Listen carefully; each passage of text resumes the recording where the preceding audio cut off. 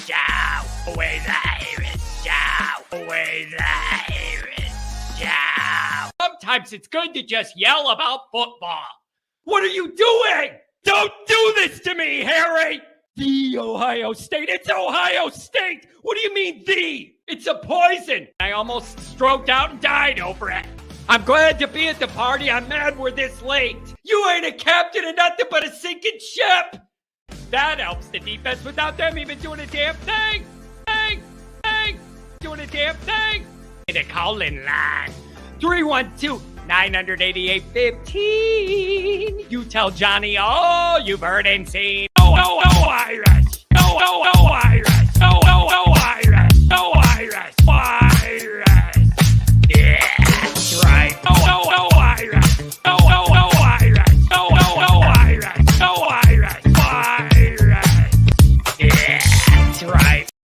You don't have the wrong day. That's right. Welcome back, everybody, to a Notre Dame Needs to Be Camp Champs edition of the Always Irish Call-In Show on a special day.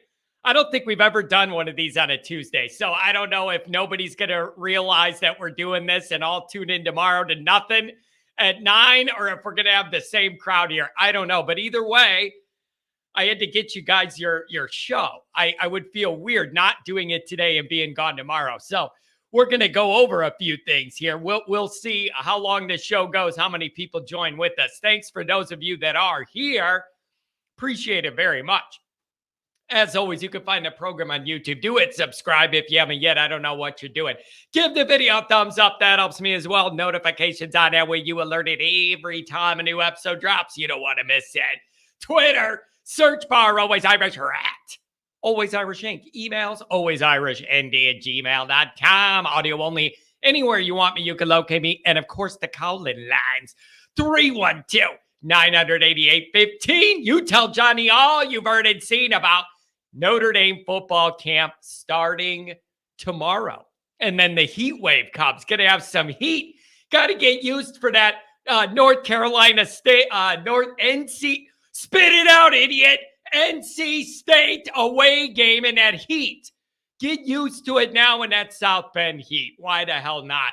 Okay, Fighting Irish Wire every damn day. You type it in the internet box and stories about Notre Dame comes out. I posted a bunch. I put them in there as drafts, and then the editor decides when to put it out and space things throughout the week. I don't know when they're going to drop, but I got a lot of stuff about camp, a lot of stuff about big picture. Who needs to step up? What position groups we need people to rise up and do well in to have a good year? All of that. Okay, so here's what I'm going to do. I got a couple notes I want to go over, and then we have phone calls, but I have a couple things that I wanted to mention, and then I'll get into the calls. We'll see how long the show goes. I got a busy day ahead of me, getting over to South Bend tonight and picking somebody up at the airport, going over there, a lot to do. But I wanted to make sure I spent some time with you guys. You're like my extended family, even the ones who don't like me, okay? So I want to welcome some people to the chat and then go over my notes, and then we'll get into the calls. What do we got here? It's a $5 holler, and I appreciate that. Good luck tomorrow at ND. Slaying the corporate dragons is always a task.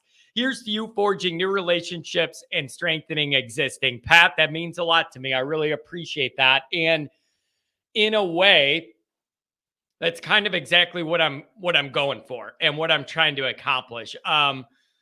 It's just interesting to me I'm not trying to brag, but like as the brand gets more known and there's a little higher profile and then more people know you, that's good.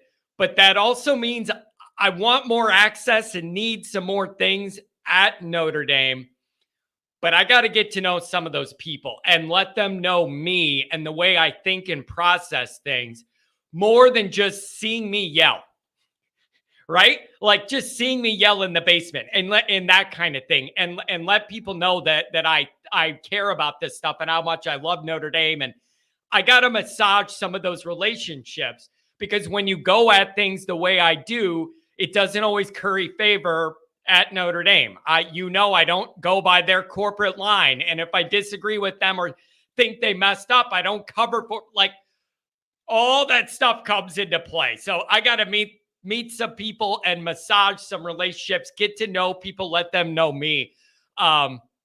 And where I'm coming from here. So that is kind of the goal. And I really appreciate you. I really appreciate you recognizing and bringing that up. Let's see what we got here. You guys are on it. You're nailing some things that I wanted to say. You guys are beautiful. Mark with glasses. I'll be MIA in the chat today, but wanted to give a shout out to the Always Irish regulars. Whether we agree or disagree, it's nice to see all the different perspectives and to stay informed as well. That's the best part about this show. It would be boring if everybody agreed with everything I said or everything Pat says on a weekend show. Like, that ain't fun for anybody. And it's also not fun to just watch me talk about things and not give you a chance. Okay? Andrew Gilmore. I see a few calls. We're going to get right to you. John, any concerns about Estime in the open field? Longest run last year was 46 yards and did not score. Compare that to Adams and Kyron Williams. Both had multiple 60-plus yard TDs. One of the big camp questions I have that'll be coming out on an article probably tomorrow and a video I have scheduled to release tomorrow morning. So you guys have a ramp up into practice tomorrow. 9 a.m. I'll post a video, what I'm looking for, early reports from camp. Andrew, you nailed one of my big ones. Who is going to be that lightning to Estime's thunder?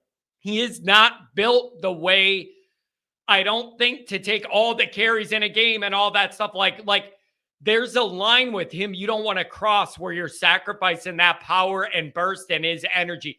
I really want to know what that rotation is. Who's going to be the lightning to Estime's thunder of all the guys behind him? Where does the Penn State guy fall in that? And I think he might have a role on special teams with kicks and punts too. I don't think that's going to be Tyree this year. Where does he fall in? Does Jabron Payne have the inside track on backup running back because he's the guy who's been around the most behind Estime with Diggs gone, and he's been in that role last year? And then where does Price come back in? Love, is that just a redshirt thing, or special teams 4 games to keep the year of eligibility?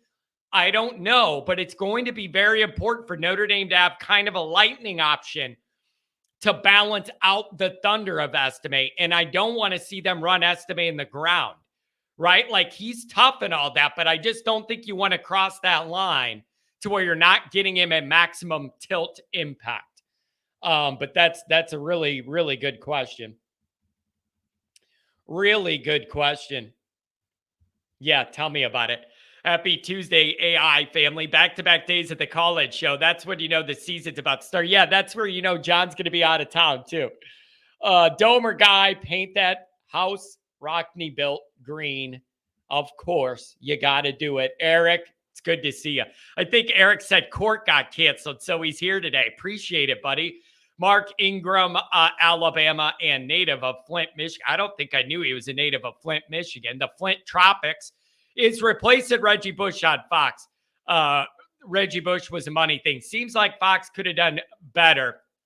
That Michigan, he's picking Michigan to win it all. I've seen a lot of people pick Michigan to win it all. And I mean, I understand it's a good ramp up into they got to mess up real bad to not make the playoff this year, because they play a high school schedule till the second week of November against Penn State. And then they close with Ohio State. Talent-wise, they literally should not be challenged until that time. You got to hope, if you're a Notre Dame fan, one, that we beat Ohio State and then Ohio State beats Michigan. That would be the ideal path for this.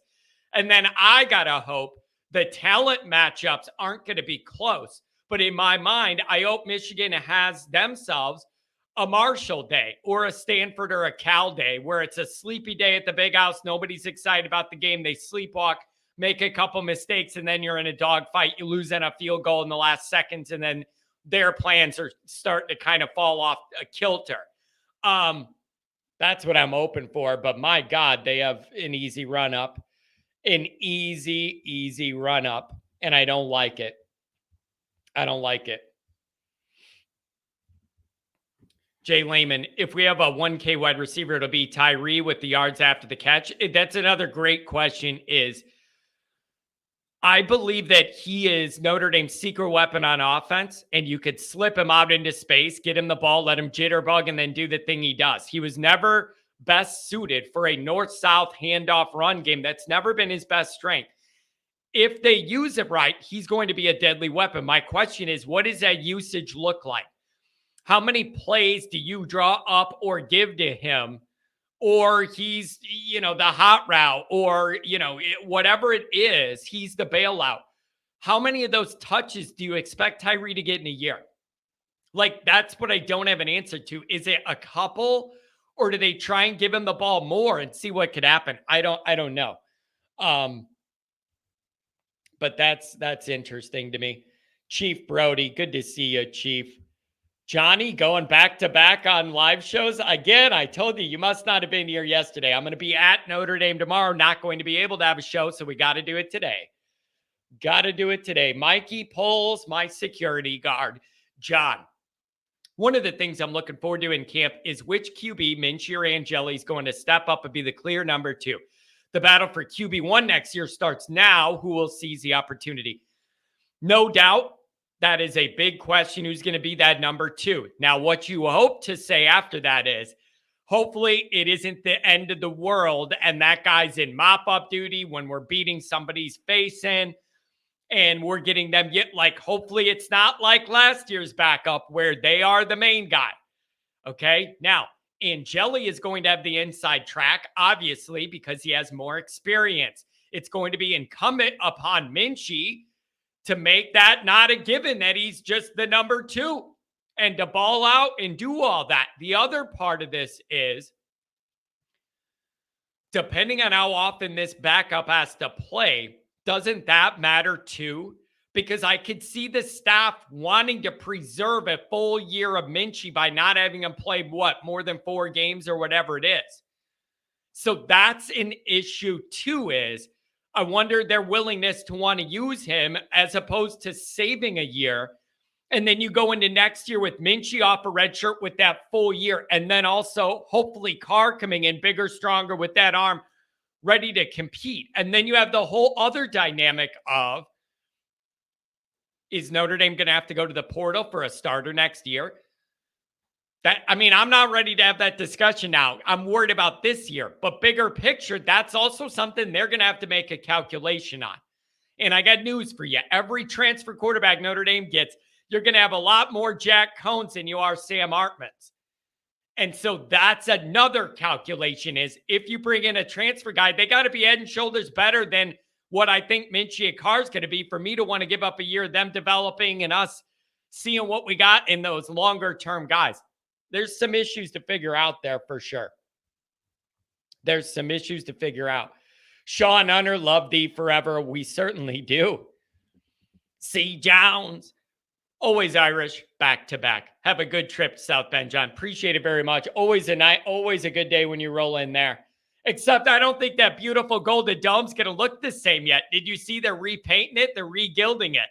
So I think there's scaffolding and stuff all around it. They're making it shiny for the season. I love that. But so I think my view might be obstructed there. Crying belly. ND fans clamor for national relevance, but say we need to beat a team that lost to Tulane and Utah twice over a top 3 program that's been whooping us on and off the field for decades. It's both. I'm not trying to have that argument again. That's a Saturday night argument. I don't think I have the energy for it today. Beat them both. Season is close, James. You're certainly right about that. Cryan says, I have a feeling Jade Thomas and Tobias will become Hartman's favorite targets. I expect Holden stays at Tyree to get involved in interesting ways early. Jaden Thomas he ain't going to wow you, but he's a bigger body guy, knows where he's supposed to be, and is pretty darn reliable. Like, I'm not saying he's Jerry Rice out there, but that is a pretty reliable target. And in this wide receiver room, he's about the most reliable guy, like at the moment. And then you hope Colsey emerges. You need Merriweather and that big body to emerge. I don't know what's realistic to expect from Jaden Greathouse early or not. I know he had a great blue and gold game, and I love seeing it. But you would be a fool to enter the year thinking you could rely on Greathouse in a way you would a proven 3-year guy or something. You just don't know what you're going to get. A lot of athleticism, but I want to see what we got. I want to see what we got. Who will do punt returns? Hopefully not Salerno. I don't know. It could be they fair catch a bunch of them. Kickoffs. I'm wondering if Ford gets that job or if that's something Price could do if he's healthy enough and hasn't lost his burst. That's the other thing. I want a beat writer to tell me Price is back and the burst is back with him. I don't want to hear he's back, but he looks a itch slow. I don't want to hear that. That's going to be very disappointing. I want to hear that burst is still intact, damn it. That's what I need. Man, you guys are all over it. Excited about this. Oh, man, let's get into this season. I can't wait. Good morning, Stephen. Good to see you. Good morning, Irish Nation, our fearless leader, John. Taco Tuesday and ND football. New tradition. I'll take it. Anytime I get to Notre Dame, it's a good day. That's for sure. We got another. Angela, good to see you out on the lake. Good for you. Good for you out on that lake. Phil with the $5 holler, and I really appreciate it. I really feel we are about to see an offense like we haven't seen in a very long time with Hartman. Can't wait to see him work with the starters. Here's the thing, man. One of the biggest things I've been saying is I have no idea how to calculate just how much better this entire team's going to be this year just because Sam Hartman's here. And again, I'm going to extend out a take on this and even go so far as to say, I've said it before and I've written it many times. Sam Hartman does not have to be near Heisman level to make all of this look way, way better. That is the biggest takeaway that I could think of as we sit right now. We are so used to quarterback play that is nowhere close to real world being good enough or competitive enough. I don't even think we're so far removed from that. I don't even think we would know how to react if we actually had a quarterback that could make all the throws and make a defense worry about it. So therefore, I don't know how to measure his impact because we're so far removed from an offense that can test the defense on every layer. So I don't know, man, but I'm excited. The sky should be the limit. Thanks for the $5 holler, Phil. Hope you and the wife and kids are doing good. Jay Carr. John, pull up in a suit. It's a business trip. Okay, Brian Kelly. What is this? Brian Kelly before going to the big house? No emotions. It's just a business trip. Clock in, clock out, do your numbers, and then go home. Bro. And it's going to be too hot for me to wear a suit. I could love you, suit. I'm going to tell you that right now. James, good to see you. What do we got, James? With Price coming back from injury, love being a true freshman. I think Payne is the number 2. Yeah, that's where I'm at too. That's why I want to see where Price's burst is at. Okay, because that's kind of what I'm thinking it'll start right away too. I also wonder where the Penn State guy fits in that mix. He's very, very fast, but more of a north-south fast. So maybe that could be a little lightning to the thunder of Estime. I don't know.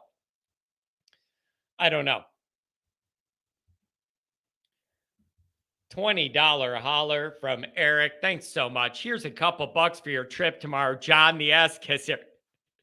It's just more of a matter of letting people know that there's more than just yelling when I do these shows. Writing for USA Today Irish Wire did help with that because a lot of people are like, wow, John, I can't believe you're able to write, make me think like that. Give me a little credit. Like, you don't do what I'm doing to this level and just like make it all up as you go with no like compass of what you're doing. Connor, what's going on, man? I got to bring you back up for sure on the phones. You got disconnected the other day. The Format Podcast. Bruce, what's going on, brother? Sticking from my IT desk job to show some love. Appreciate it, Bruce. Owe you a phone call too, my friend. Go check his channel out. He covers Notre Dame, NFL, NBA, a lot of stuff. A lot of stuff. Chief says Jack was good. He had the worst NDO line in a decade, getting him sacked 7 times against Wisconsin. I couldn't handle him being an absolute statue with no mobility at all. And the passing was okay, but still not at the level Hartman's going to be at as far as what I need him to do. But his inability to scramble or move at all just killed me all year, man. I just couldn't handle it. It was just too much. All right, let's get to look at this. That's Brandon. I was just texting Brandon before we went live.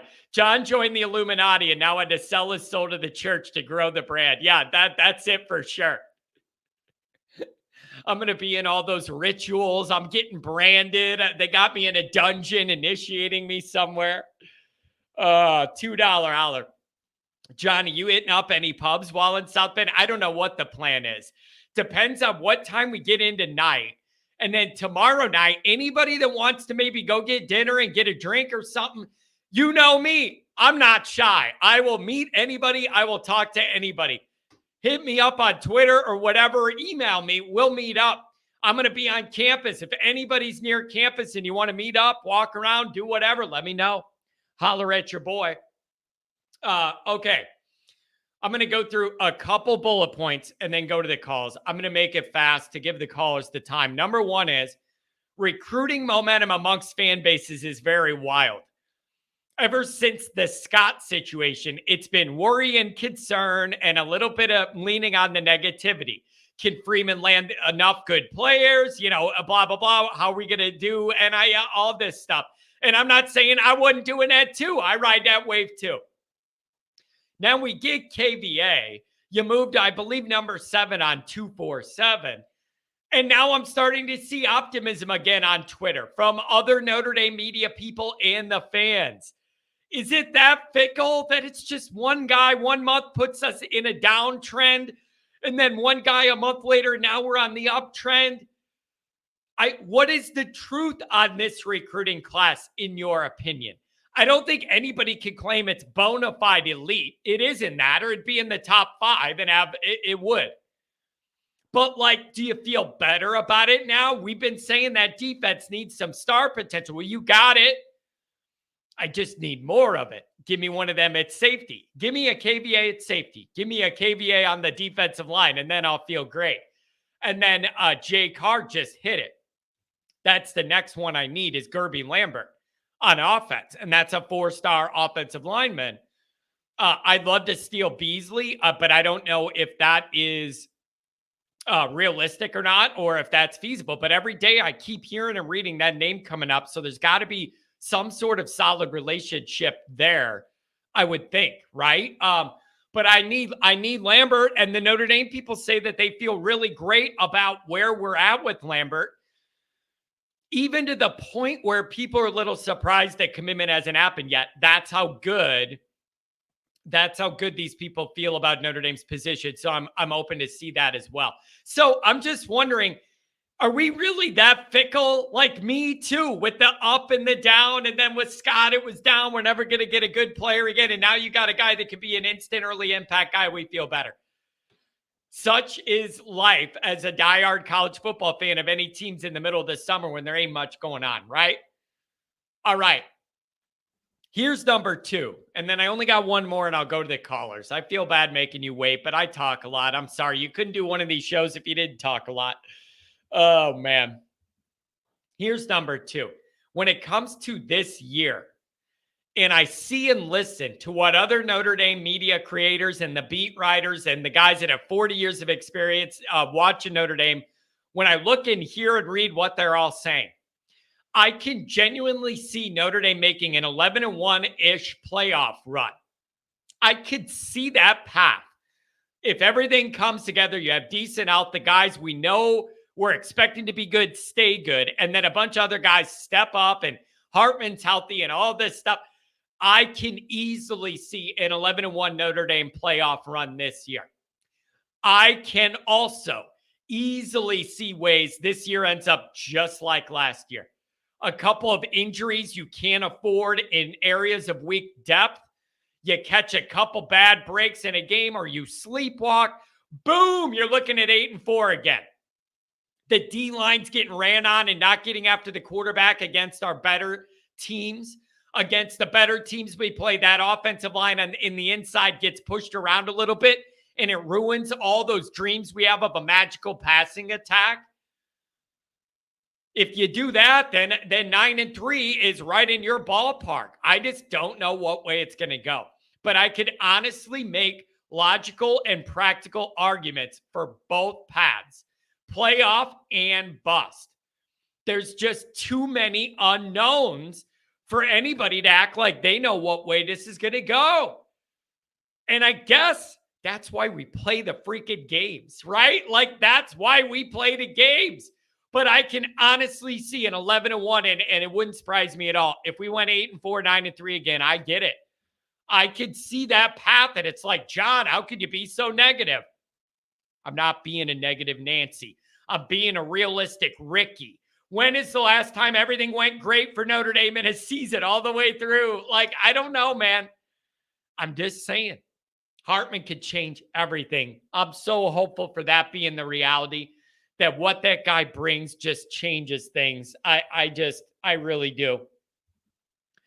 Adam says, John, why haven't we seen a real offense? Saban says we have an offensive genius calling the plays. Yeah, he certainly does. Saban's reversing backwards because Tommy Rees is there and the youth is rubbing off on him. And he's all praise for old Tommy Wonder, Tommy boy, Tommy turnover, Tommy touchdown, depending on what way you want to look at it. Tommy running from the authorities, whatever way you want to look at Tommy. Saban has a lot of good things to say. Now, here's my question. If early in the year in a game, if they have a bunch of 3-and-outs and have 10 points at halftime with Notre Dame's old offense coordinator and maybe Notre Dame's old quarterback, I wonder what's going to be said at halftime. I don't think it's going to be, you're a genius. Better work out, and it better work out fast. The Notre Dame faithful are not going to wait around for Tommy Rees to figure it out. And you got talent. Talent's not the excuse. You could always lean on that in Notre Dame. You can't lean on it down at Bama. That's for damn sure. John, this year's different. Hartman makes up for a lot of deficiencies. The known is Hartman 11-1. Yeah, on the high end, that's how I see it too. On the high end, that's how I see it too. Bradley, we could blow out all three of the marquee three, go 12-0 and lose to Georgia in the CFP if people will say we don't belong. Got to embrace it at this point.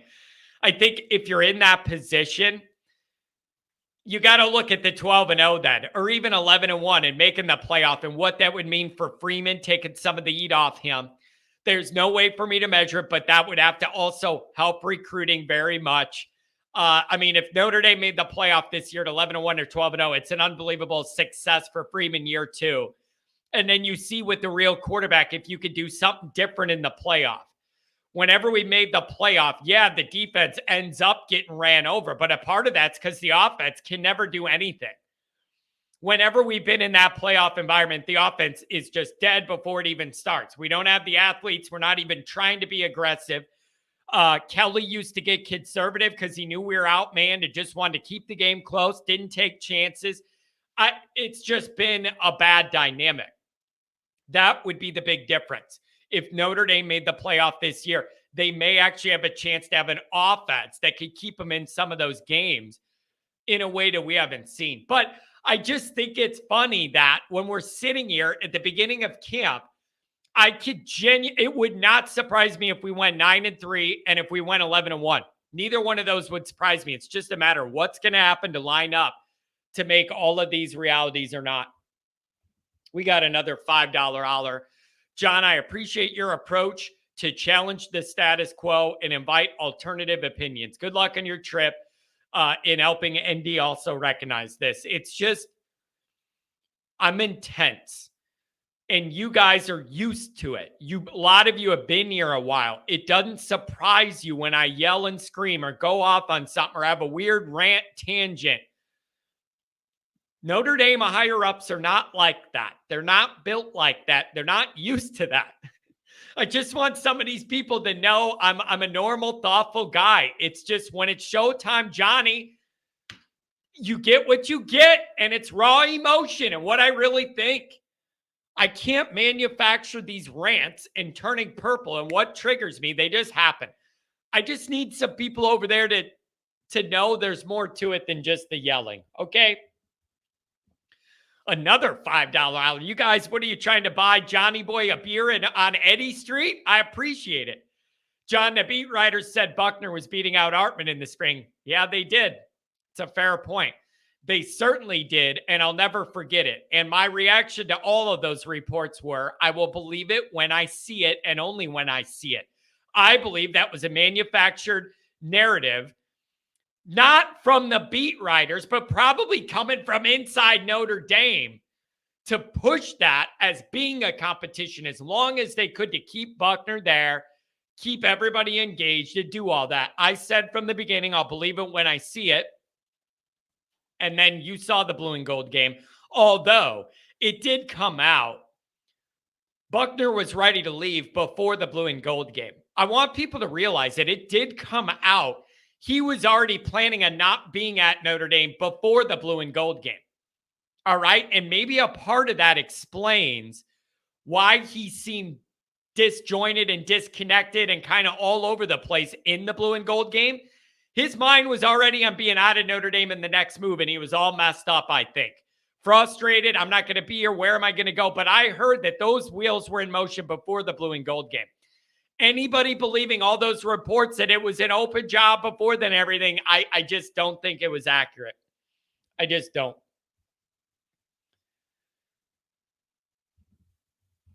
James, watch Cole Mullen's tape. He's a diamond in the rough. Recruit 550 to 650. He looks like he lives in the weight room. I like that. I liked that. Buckner looked like crap in the blue and gold. You still need to impress Alabama. Yeah, I'm telling you, he was checked out. The guy was frustrated as all hell and was just done with Notre Dame. All right. You know what else we're going to do? I'm going to save my other note. That might be its own show when I get back. Okay. We're going to save some of that and get to some of these callers. We'll see what's up. 386. I'm sorry I lost you yesterday. What's up, John? How are you? I'm doing very well, man. I am just really, really excited to get football going. And there are a lot of questions early in camp that I am excited to hear where we're starting from, what the rotations start out looking like. That's not what they're going to be when we play Navy, but I think it's going to be telling when we hear the first string, second string, this and that. What freshmen are in the two deep early? Like, what are they going to do at the guard position? All of this. Like, there's a lot of questions, man. What is running through your mind a day before fall camp? Day before fall. I just want to say this is Connor's brother. So we got 2 386s that are calling in now. Oh, gotcha. Okay. Yeah. I just saw that. Okay. Gotcha. Good to know that, man. I get the Neppers mixed up here it gives me the last name on the caller thing. Thanks for making that known. That's okay. But yeah, looking in the fall camp starting tomorrow, I'm just more interested to see, you touched on a little bit, running backs, who's going to be the lightning to the thunder, right? We've got Aldrich. He's our workhorse. Who's going to step up? Is it going to be Jeremiah Love, potentially, freshman, the kid from Penn State, Jadarian Price coming off the injury? So that's going to be exciting. Yep. And I want to know, I want a report telling me that it looks like Price did not lose that burst he had before the injury. That is a big, I want that bullet point in an article Wednesday afternoon saying Price looks 100% and he looks faster than hell. I want that report.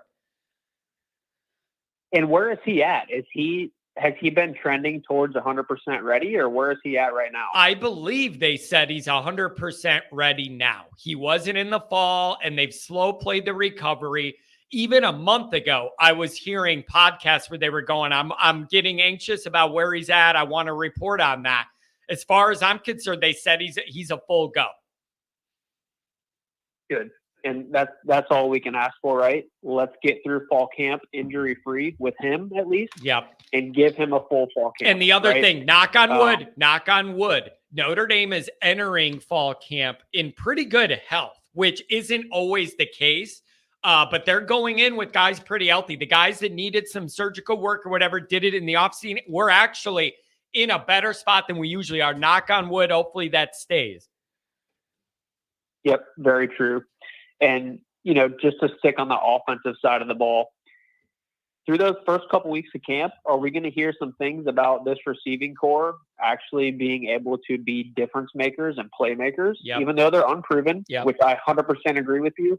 But for those practices that the media can get in there and see, what flashes are we going to see from that group? Is Hartman really going to be able to pull those levers and be like, all right, boys, this is going to be an air attack. And then, oh, by the way, here's our Audric Estime and our running back group to be able to, that's what that's what you need. And here's my hope. And I don't want to bank on this too much, but I feel like it's realistic. What I'm really hoping for is you see some natural progression from guys like Merriweather and Colsey that have another year, like a natural progression they should make. But I'm really hoping Hartman brings that old group along quicker than they would with any other quarterback because he's different and what he could provide. I hope he kind of leads them all to a quicker developmental path where it all looks good.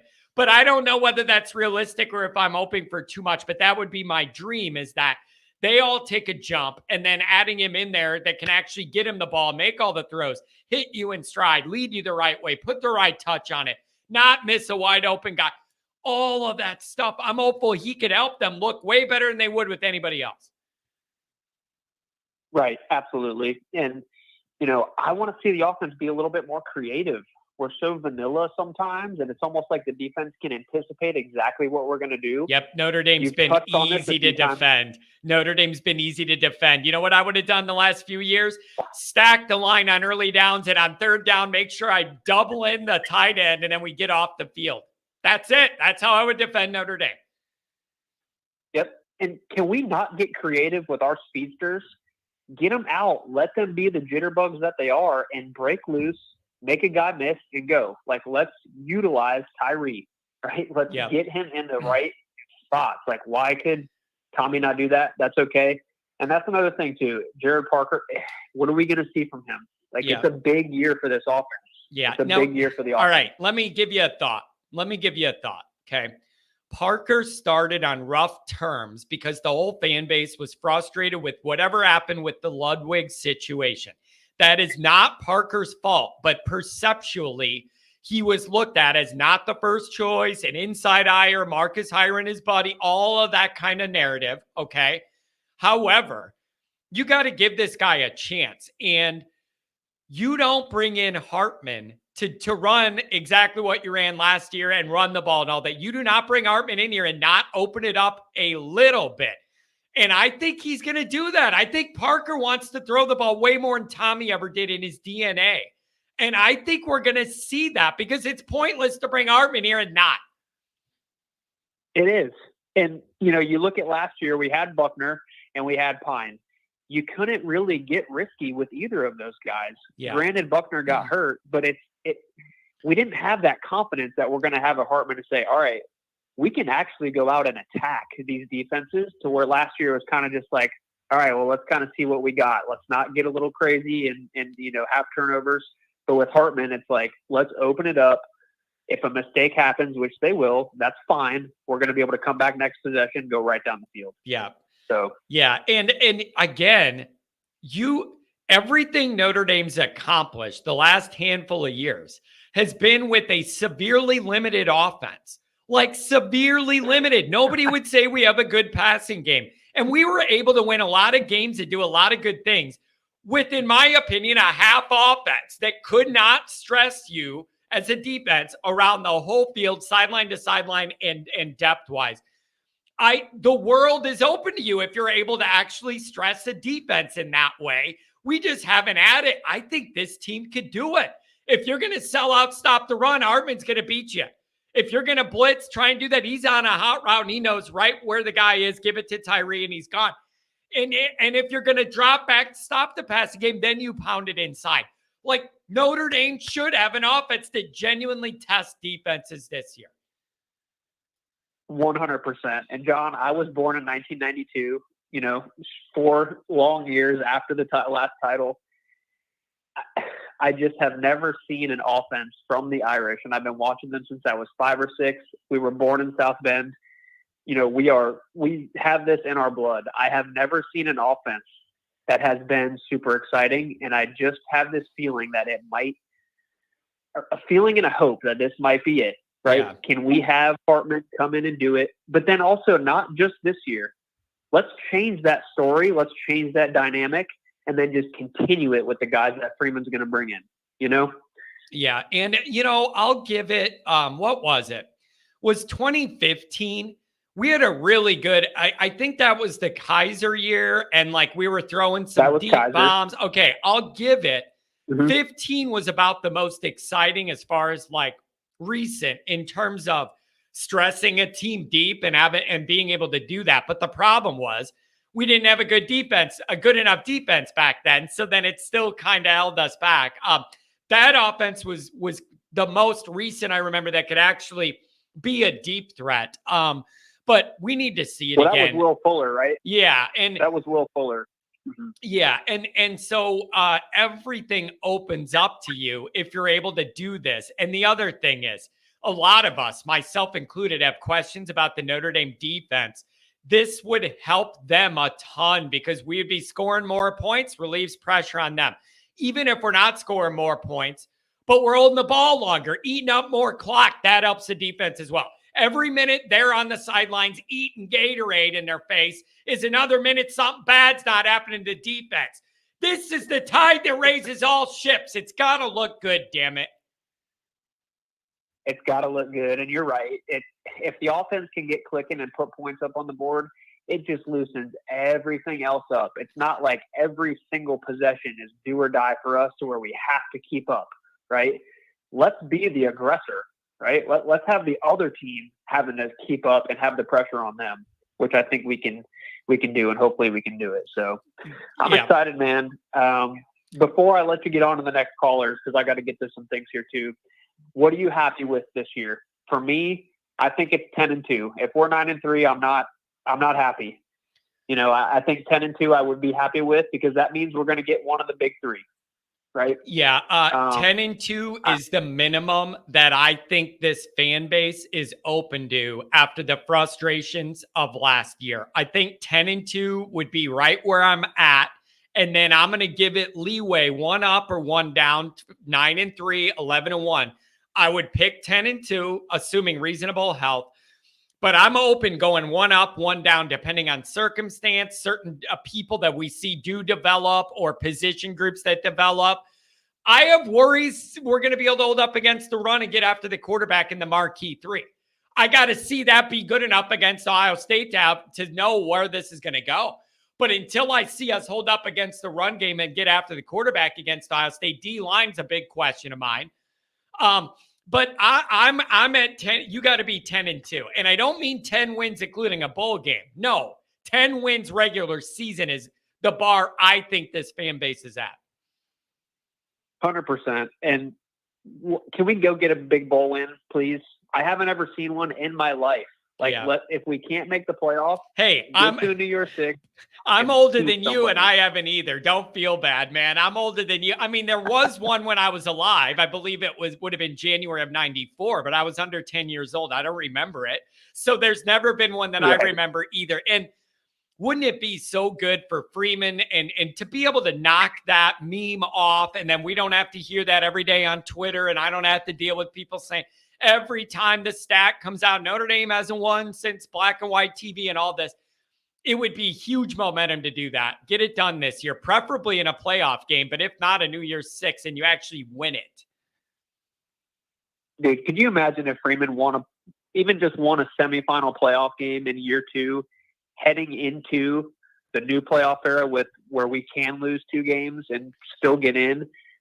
Yeah, dude, it would be wild. For us. It would be wild. But the issue would be next year you have a lot of roster questions. Like you got to figure out the quarterback thing all over again going into next year. Like there are going to be some tricky issues to navigate when we do get into next year. But let's worry about this year first. Marcus needs to have a good year. Sam Hartman's here to raise his draft stock and do everything he can. We just got to make it work, man. We got to make it work. We just got to make it happen. That's right, man. Well, it's good chatting with you, John. Thanks a lot for the call. I appreciate it very much. You take care, man. Have a good rest of the week. I'll let you guys know what's up in Notre Dame tomorrow, okay? Have a good one. Thanks for the call, brother. You got to enjoy the bend. See ya. Take care. Oh, Mason Plummer here, recruiting expert, checking in. Mason, I got to have you on. Talk about Notre Dame recruiting.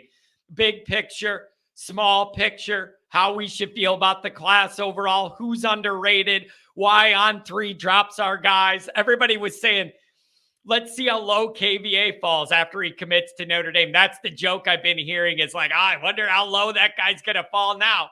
Now that you commit to Notre Dame, he's no damn good. Drop him out of the top 100, whatever it is. What else? There was something. I had something here I was going to say. What was it? Somebody put a chat that I wanted to respond to, and then I said something to Mason. Yeah, Brian Van Gorder's burner. John has to throw me under the bus. Yeah, I will never stop throwing you under the bus till I'm sure it ran you over 80 times, okay? BVG's burner. I will never not drive that bus right over you. Unbelievable. Unbelievable. All right, I lost what I was going to look at. My bad. 480. What do you know? What's going on, Johnny? This is Greg, man. What's going on? Good morning to you, my friend. Hey, are you burning up out there in Arizona? Are you guys where it's like the hottest it's ever been of all time? What's going on out there, man? What's up? Are you burning? I'm burned up out here, man. Man, I mean, it's been like crazy heat. And I'm from Indianapolis, man. So this is like, coming out here to the West Coast, man. This heat is different. Yeah. I've lived in Florida too. I lived in Florida for 2 years before I moved out to Arizona. So I guess I kind of got prepared for the heat to some degree because I live in Jacksonville. Is it a different heat though? Is it a different heat, like the humidity, ocean heat in Florida, and then you got the dry desert heat out west? Yeah, it's a dry heat out here in the desert and everything. But I'd say, man, if you get through the hot months of it starts normally around like May and June. If you get through that through like September, then once we get in October, it feels great out here, man. It's like the best. Yeah. In my opinion, I've been all over the United States. It's probably the best place to be in the wintertime, man. Like the weather's just perfect every day. Yeah, and that's why you got a lot of people from the Midwest that spend their the winters out there. Rent a place or have a timeshare, do something. Yeah, well, stay safe out there, man. Stay hydrated and make sure you take care of yourself. What's on your mind, my friend? Camp starts tomorrow, and there's just a lot of questions, a lot of different ways things could go, good or bad for Notre Dame. A lot of unknowns, a lot of excitement. I want to know where you're at on this. Man, first and foremost, I'm ecstatic, man, that we got KVA, man. Like everybody was kind of going back and forth about like Ohio State, USC, Notre Dame, where he was going to go. And, from what everybody was kind of saying, like Ohio State had a shoe in with him. And I don't know, man, I was kind of just thinking about the whole situation. And it was like this, I just felt like it was like a Manti Te'o type situation. So I told someone, I said, my heart's a heart, man. I have a feeling that he's going to go to Notre Dame. Because he made this so quiet, man. Like nobody really could get to him to figure out where he really was going. Yeah. And so when I watched the video, man, and he chose Notre Dame, I was in a store, man, and I ain't gonna lie, I was like, whoa, I was cheering like out loud, man. And everybody kind of looked at me like crazy. I don't care. Like I was excited, like, because we weren't expecting to get him, man. And that was like a huge win for the program, for Freeman, for the staff, man. Now let me bring this up. Let me bring this up. See if you agree. I believe this is one of the rare cases with an elite talent with offers from these top competing schools where Notre Dame's culture and values and all that worked in their favor instead of being negatively recruited upon. The faith aspect, the family aspect, the culture aspect really lined up with this player and his family. And this was a case where I think that culture ended up ultimately winning out, and the faith, he said, that helped guide him to Notre Dame. That's a unique, that is a unique kind of set of values, and not a lot of young guys live that way at that kind of level anymore and value those things. And that would be my reason when people have asked me, why the hell should I get excited about this guy when we got excited last year with the top guys and we didn't land, they didn't go here?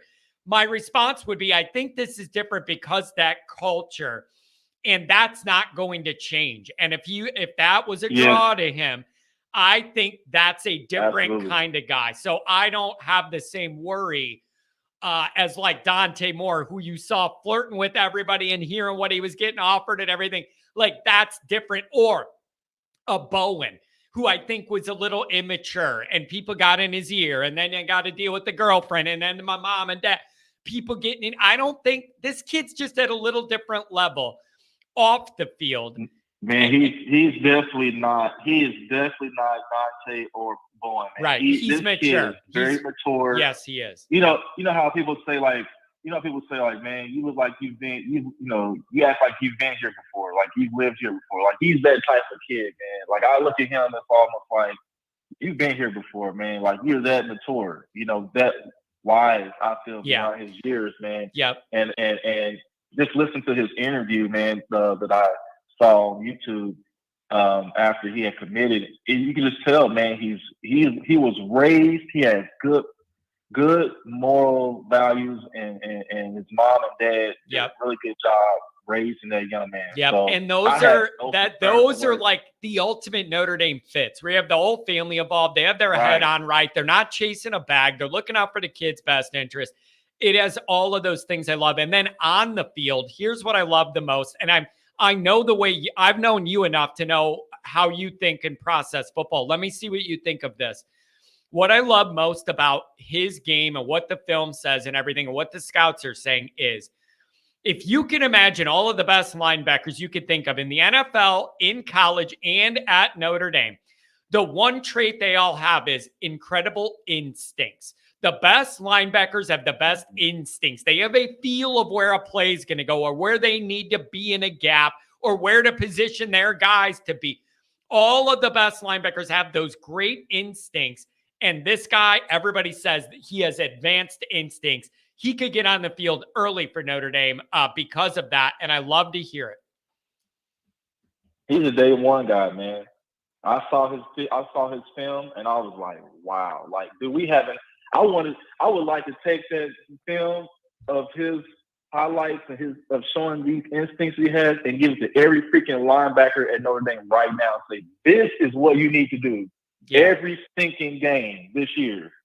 Like, that was a model of, like, that is what we've been missing, that true, like, Mike linebacker, man, that can really just has the great instinct, man. And the guy was like chasing running back, wide receivers 30 yards down the field. Like, I mean, dude, it's that's what Notre Dame is been missing, and Freeman has done a great job of really building back that position group.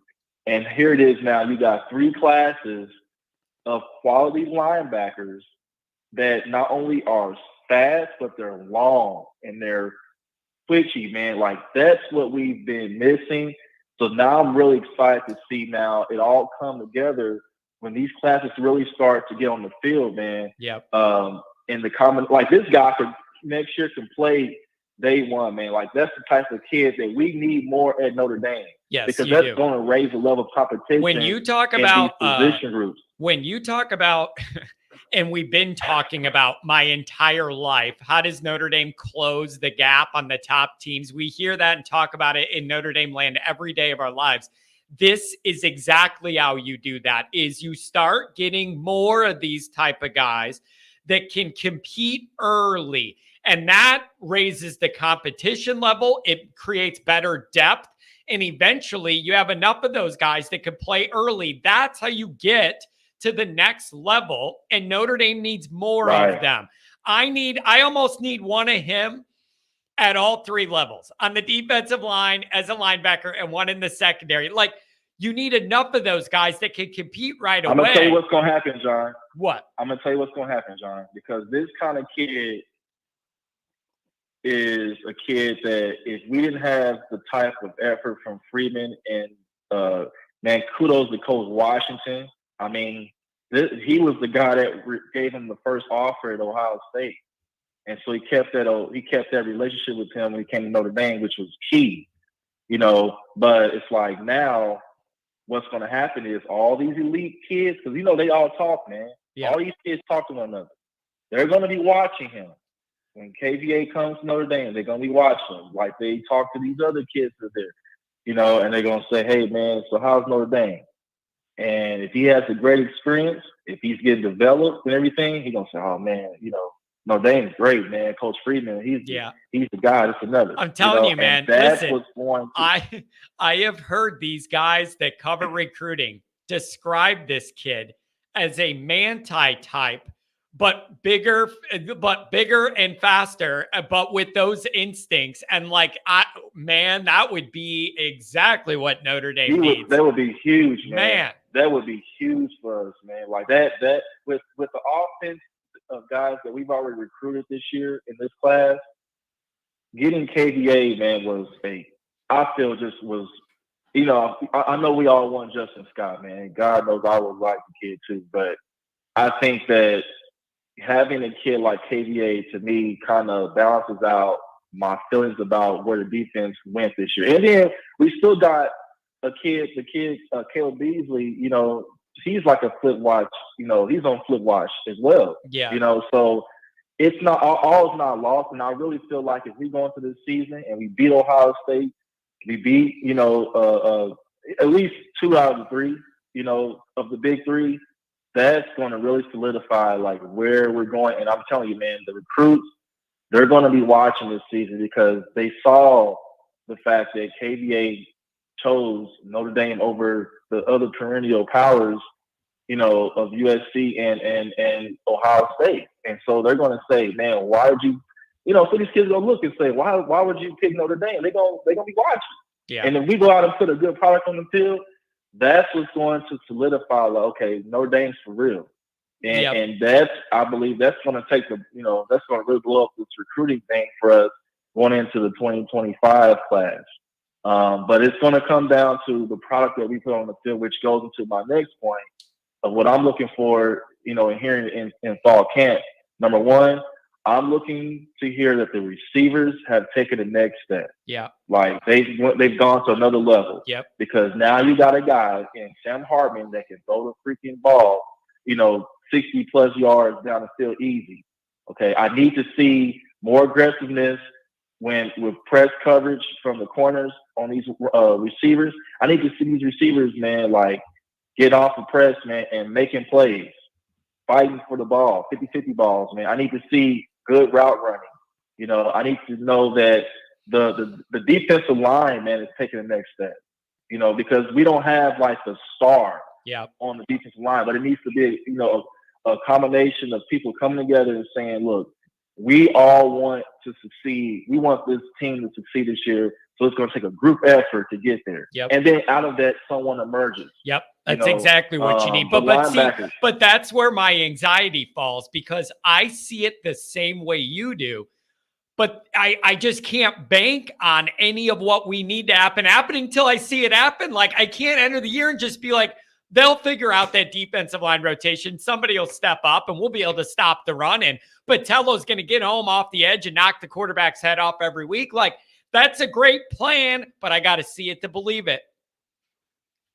Yeah, I agree, man. But I also would say that I think what's different is, because like guys like Foskey are gone, it's pushing these guys like Jordan Patello and others to mature, grow up fast now, and actually be, a leader on the field and off the field, which then raises the level of competition because, you got guys that realize, okay, somebody has to step up.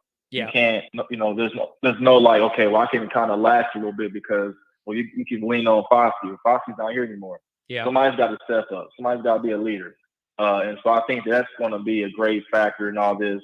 Man, there's a lot of opportunity, man. There's a lot of opportunity for guys to claim critical roles on this team this year. And I need the theme of this camp to be that compete level, figuring out who wants to claim these roles, who wants to be a starter, who wants to be a third down specialist. Like, there's a lot to be gained. I think it's going to be a lot of competition, man. I think the competition this year in fall camp is going to be like 2 or 3 times bigger than what it was last year. Because, I mean, think about the talent, man, of the freshman class.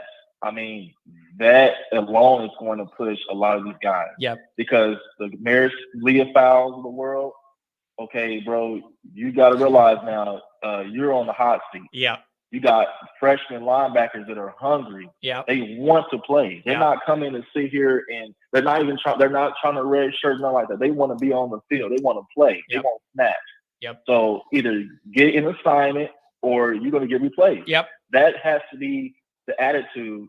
And that's the kind of guys that Freeman, I feel, are recruiting. He's not recruiting guys that are just like, oh, yeah, I'm just glad to be here. And, if I red shirt, okay. These guys are on a mission. No, they I want to be on the field. I'm hungry. And you know what? That's the key to that is you can only apply that pressure to your incumbent starters if you recruit guys well enough and develop them underneath that it's actually practical that you could get overtaken.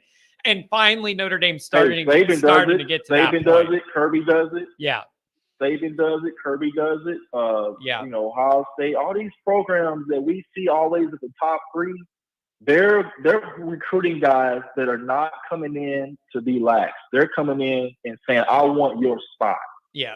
And that's a different mindset. Yeah, that is a different mindset. That is an Ohio State, Georgia, Alabama, like winning, cutthroat, like the best guys get. That is a high level mindset, and I'm open to see that compete level. Listen, man, really appreciate you catching up today, and I want you to stay cool out there. All right, don't burn to a crisp. Hey, man, I'm coming to the game. I'm coming to the Central Michigan game, so I can't. Are you really? Let's go, baby. Yeah. That's fantastic.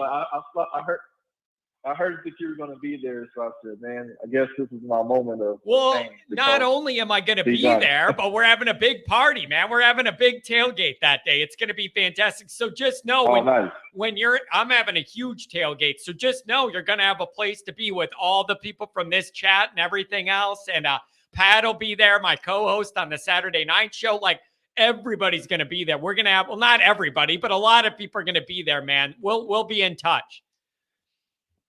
Sounds good, man. Have Beautiful. A great day, John. Can't wait to meet you. That's going to be fun, man. I appreciate what a good, he's always very well thought out. We got a bunch more callers. I'm going to make sure I could get to everybody. Speed it up a little bit. I got 646-707-618-318 coming up. Bruce, what's going on this morning, man? John, my guy, what's good? What's up, man? Are you holding it down in Jacksonville? Is it real hot down in Jacksonville now too? Okay, so real quick, it was pretty hot last week. It was a real feel over the hundreds like all week last week, but I'm a different guy mentally. Since I came home from Iraq, he doesn't really bother me the same way like he used to. Yeah, there you go, man. Yeah, so, you've literally been battle tested in that regard, man. You're tough. I respect that. Thank you for your service yet again. Yeah, man. Hey, it was my pleasure. Proud to do it. I know you're going to have a comment on KVA. I know the way you think. You got to love that get for Notre Dame. Yeah, I thought it was great. Definitely happy to see it. Definitely happy to see it. I'm just thinking about kind of this season and a couple of things.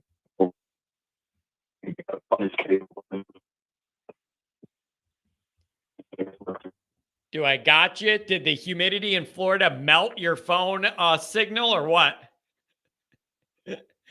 Hold on.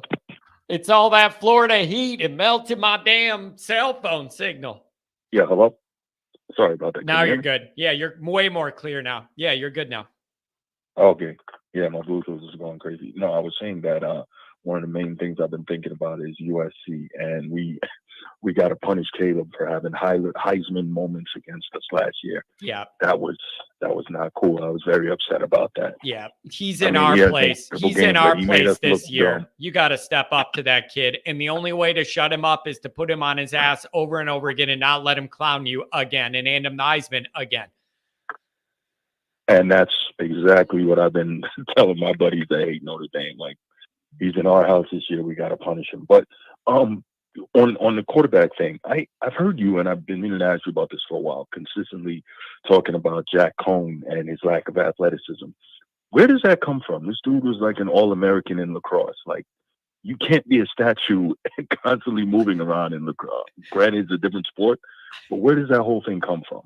I just, you know what I pictured? Like, when I looked at him, I almost pictured like a stick figure. It just seemed like it was all legs, and then they didn't move fast enough. And the other thing is, Bruce, the offensive line like kind of had some problems, and then there's just no chance he could get away from it. I don't know.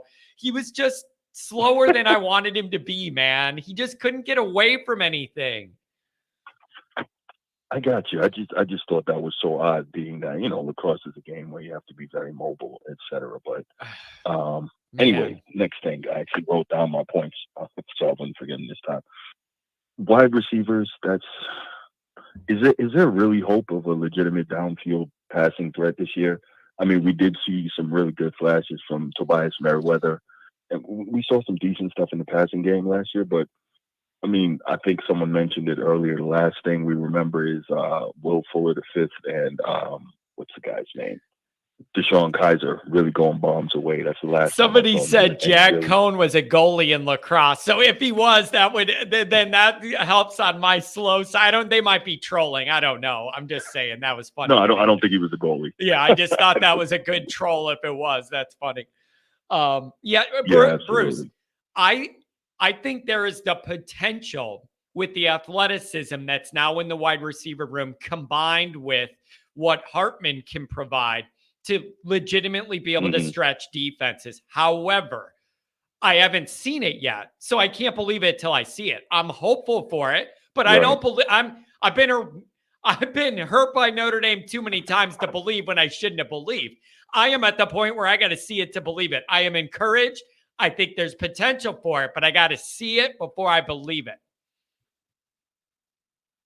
Yeah, I hear that. I guess my other question on that would be, so let's say we get a more explosive downfield passing game. Is there any concern that we're going to get too far away from the run? I mean, I don't imagine that being that Freeman to be. Man, I've thought of that, Bruce. Always want to run the ball. I've thought of it, Bruce. Here's my reaction to that. If you're scoring touchdowns while doing this, nobody's going to care. Like nobody's going to care if you're going down the field and scoring touchdowns throwing the ball. Okay. The issue is going to be if you get so pass happy, but it's not going great, then you have a problem because you're getting away from Notre Dame's natural DNA. And then if you're not making it work, then you're trying to push an identity that you don't have the pieces to make a reality. That's an issue. There has to be a balance, Bruce. It's all about balance. Like getting to that point where there's teams are selling out on the run too much. That's where you hit a hot read or something and you burn them and pass. And then if they back up a little bit, that's where you hit them with estimate. You're getting 5 or 6 yards a carry. Like that is the nuance of offensive play calling and balance. And we don't know how Parker's going to want to do that. It's another thing we got to see. But I agree with you. It is dangerous. You don't want to give up your power running DNA, but I want to blend it. There's lines. There's just a balance. Correct. Yeah, that's something that I've been definitely concerned about and giving some thought to, obviously. All right, next. Rory. So I guess here's the thing. We know, again, Marcus Freeman, he's a defensive coach. That's his DNA. And you've expressed concern about the defense falling back now that it looks like the offense is taking steps forward. So if the offense is better, theoretically, though, doesn't that mean that the defense can afford to step back just a little bit? Yep. Like, of course, you want it to lead on both sides, Yep. but at least the defense, because like you always say, in these big games, our defense hangs in there until they just can't anymore because the offense isn't giving them enough help. Yep. So where are you on that? I think the best way to help this defense this year is with the Notre Dame offense that, one, scores more points, and number two, holds onto the ball for more minutes in a game. Both of those things will help that defense a lot.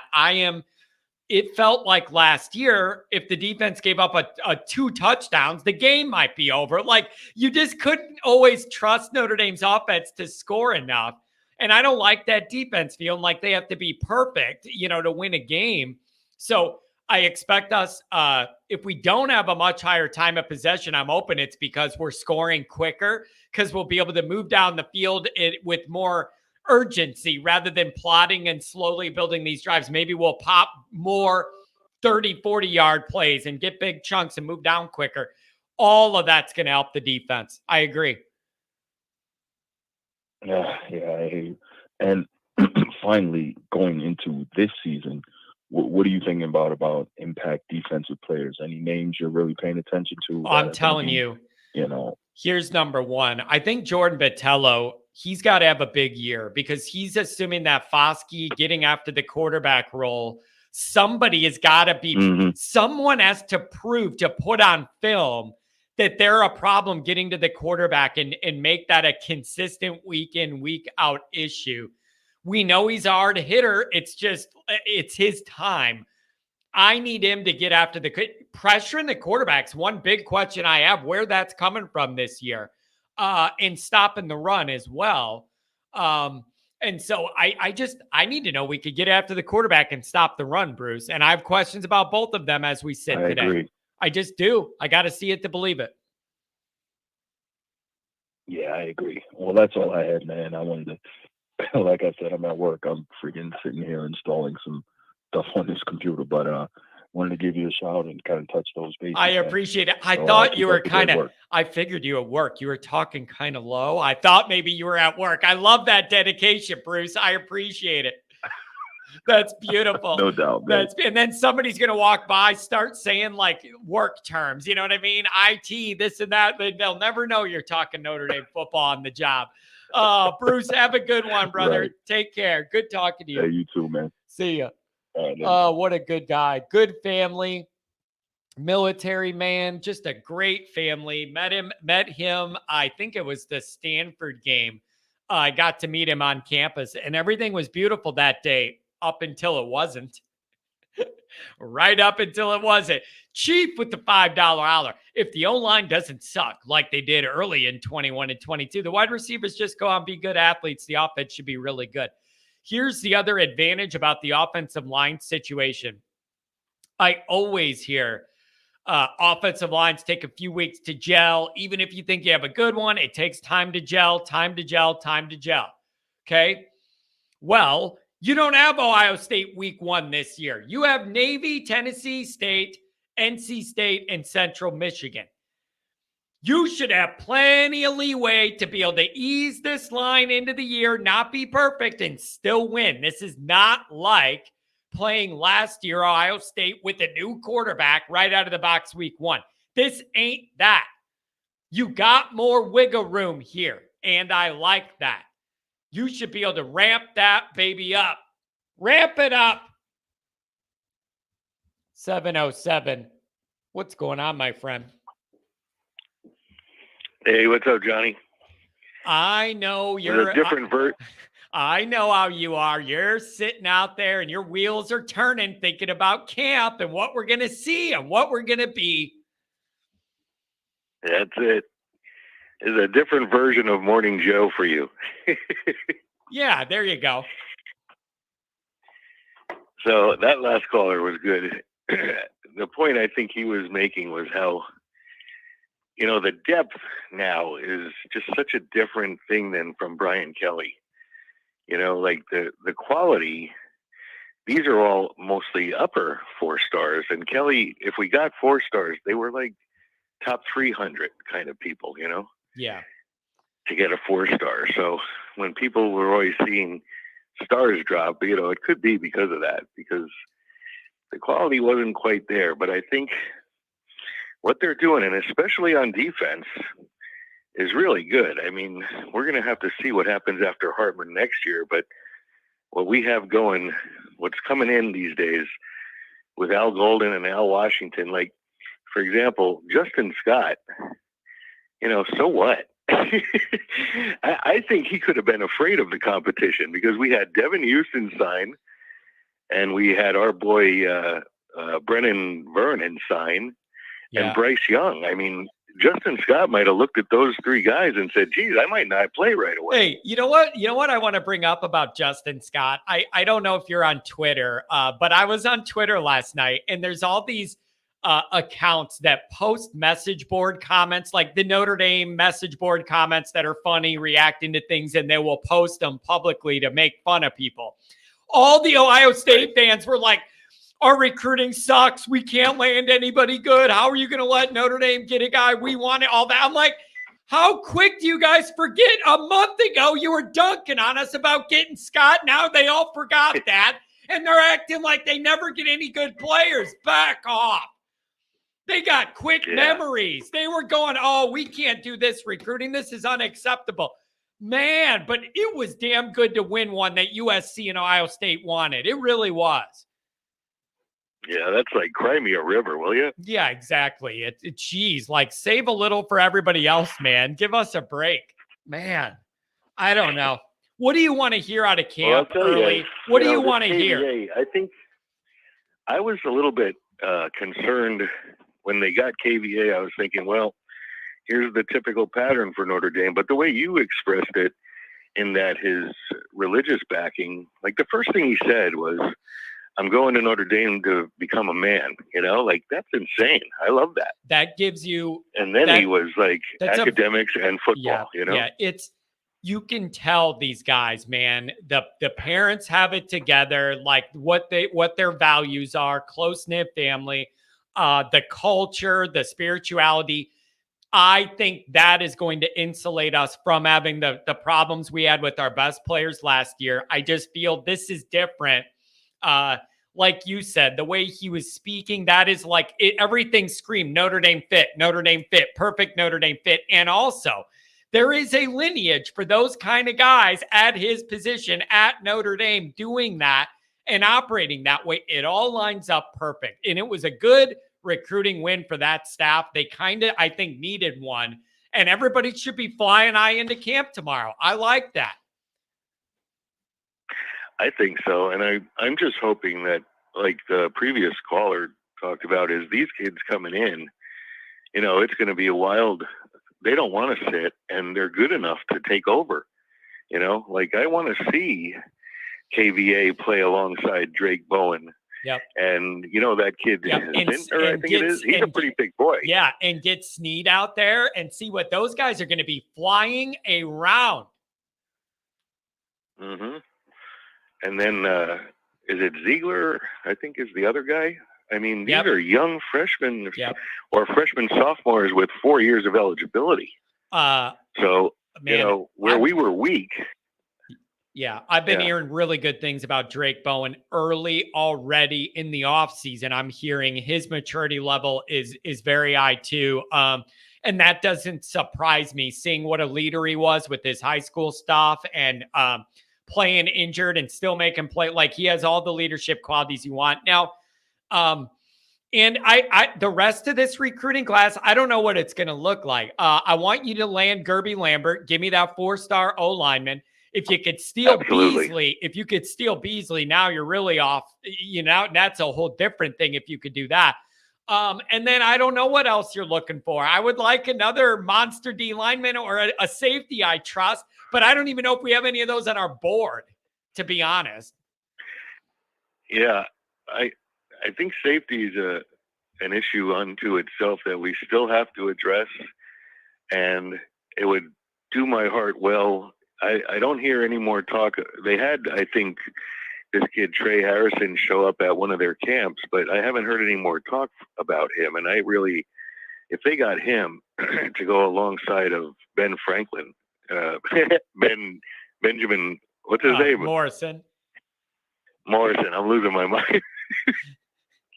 Ben Franklin. That's funny. Ben Franklin. And if we could, that's really funny. It's like, if we can only, I'm starting to think of Hell like, with electricity. yeah, I was going to say, bring some real electricity to Notre Dame, you know?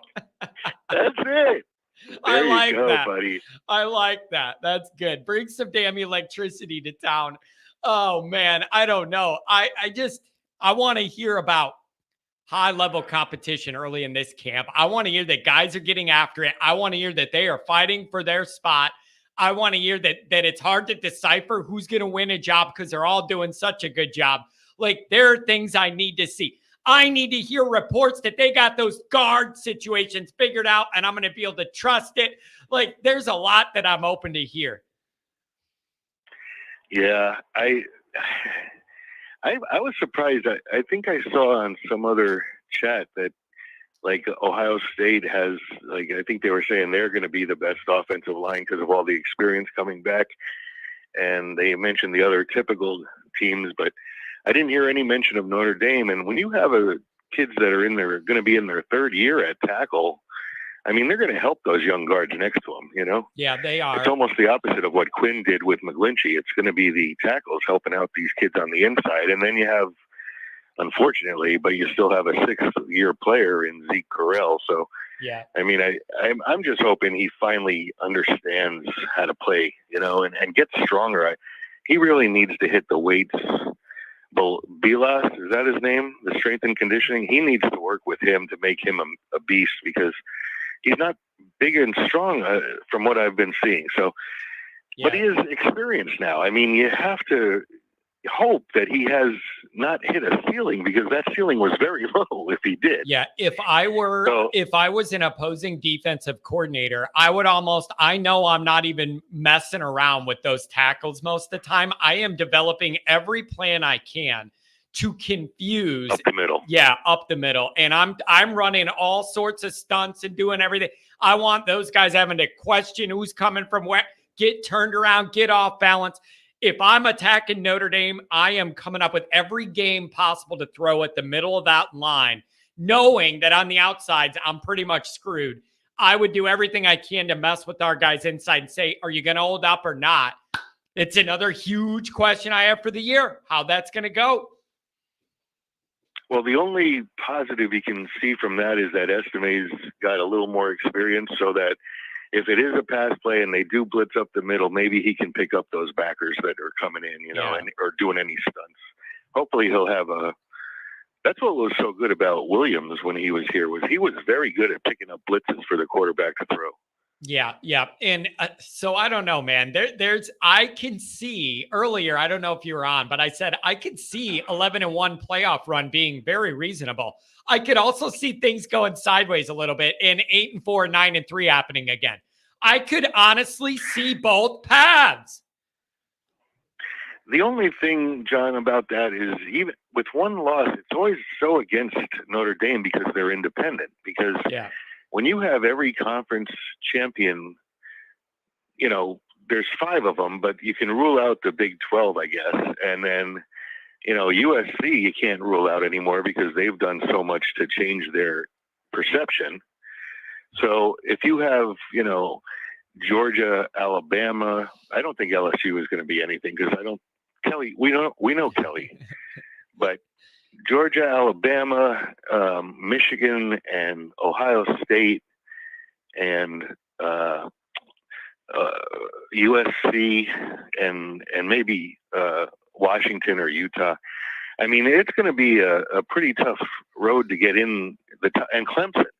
So you're going to have a pretty tough road to get in with one loss. Right. But wait, now wait, here's the other side of that, though. I have two points on this. Number one is Notre Dame's going to have head-to-heads with half the teams we just mentioned, Ohio State, USC, and Clemson, okay? So if you beat them head-to-head and end up both with one loss, I don't care if they have an extra game or not. That head-to-head has to matter, in my opinion. Otherwise, it's the Bobby Bowden situation all over again if head-to-head doesn't matter for nothing. And then here's my other question, though. Notre Dame has a legitimately tough schedule. This is not Kelly's last year where the biggest game you played was Cincinnati at home, which he couldn't handle, by the way, way too tough. He couldn't handle that. This is not that schedule. I am wondering how much mileage Notre Dame gets out of this legitimately tough schedule. If they go 11-1, how much credit do they get for that? Because it'd be a tough slate.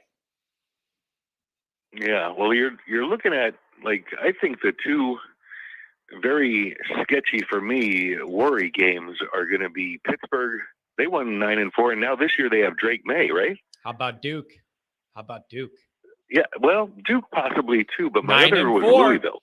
Duke 9-4, Yeah. trending up. Our old guy running things. I'm telling you, emotions are going to be running dry, good or bad, the week after Ohio State. I have that triple circled. Louisville, I don't like that damn Louisville. You go there at night, they all drink all day. They do a blackout and they black out. They do both. It could be loud in there. It's up to you to not let it.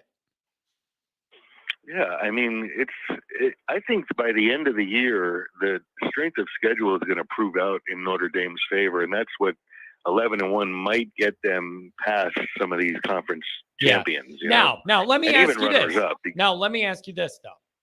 Let's say Notre Dame goes 11-1, but you end up with some weird scenario where there's like multiple undefeated conference champions or whatever, and Notre Dame, then they're out, and Notre Dame gets left out.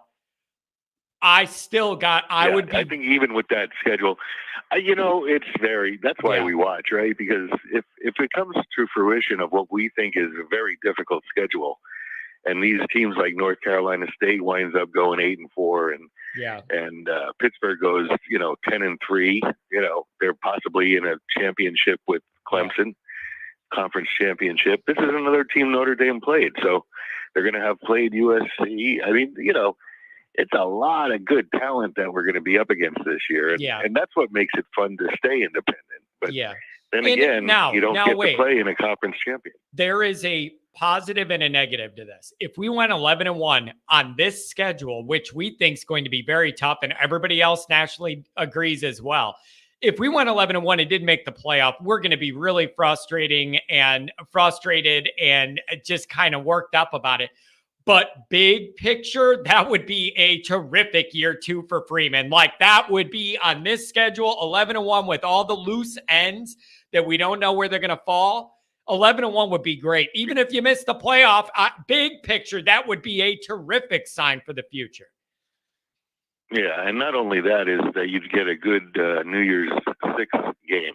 And so, if you destroy them in that game, that would still be able to give you a fighting chance anyway. I mean, it's probably impossible to beat the team that got in the playoff and went the whole way, but it's a good sign if you get to the New Year's 6 and you make a good showing of it. And then it's going to be all for naught, because next year there's going to be 12 teams. So you're going to have a whole new bunch of variables coming in. Yep.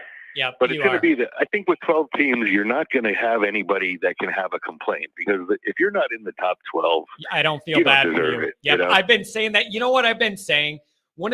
I like that you said that. I've been mentioning, and I've written this multiple times too. The 12-teamer, one benefit of that is they're casting a wider net for their own bias and margin of error. And what I mean by that is I will feel a lot worse for a 11-1 number 5 team that gets left out, where there's legitimate arguments about strength of schedule and record. If you're the 13th team, that means you lost probably 3 games. Bro, I don't feel bad for anybody that loses 3 games and doesn't make it. There's a big margin there where if you're pretty good, you're probably going to make it. I don't feel as bad for 13 as I do 5, because that means you have multiple losses, and then you kind of did it to yourself. Yeah, and then take the speculation of, what if Georgia's undefeated and their conference championship game is against a 9-3 LSU and LSU beats them? Do they allow them to get in with 3 losses? I mean, that's the ridiculousness of conferences. Yeah, well, what I'm open for? I'm open that Florida State clips Kelly week 1. I would love that. That is that Sunday night. Dude, that is the Sunday night game of Labor Day weekend when there's nothing else going on. The NFL hasn't started yet, and it's Sunday, not Saturday. So they have prime time all alone. I might do a watch along where I have it on TV. Where is that game going to be we played? react. I forget whether it's home, away, or neutral. I don't remember that. But I might do a live stream and we just react together. Like, it's not Notre Dame, so I won't have that emotion, but I could troll Kelly. That would be fun. I'd love doing that.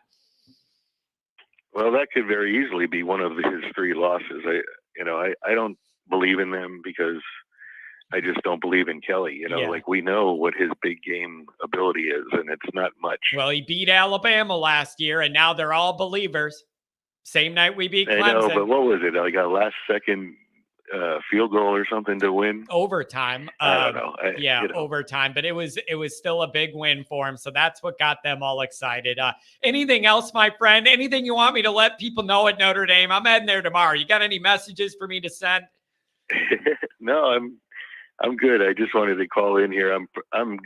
You're out tomorrow, and I'm probably going to be out the rest of this week because I'm moving. So I won't be able to call in, but I just wanted to give a call in today to say it because you're on an off day here. So I had a thing canceled, so I was able to call. Perfect, my friend. Well, have a safe move. Moving's a pain in the ass. Be safe. Get it all done. It is. It's one of the few things where, I don't spend a lot of money on extra things I don't need. If you had the money to pay somebody to help you move, just pay it, man. That's one of the things I've found is worth it. Yeah. I mean, that's one of the things I found. If you could do it, it's worth it. And the other problem I've had is moving in and out of Chicago is a real pain in the ass. Like, just because everything's so tight and I couldn't get a U-Haul anywhere near. There's all sorts of problems. Anyways, good luck with all that, my friend. And then I'll be back with the report from campus. Thanks, John. God bless everyone and go Irish. Have a good one. Thanks for the call, my friend. Crystal clear phone line too. 618, you're on the line. What's going on?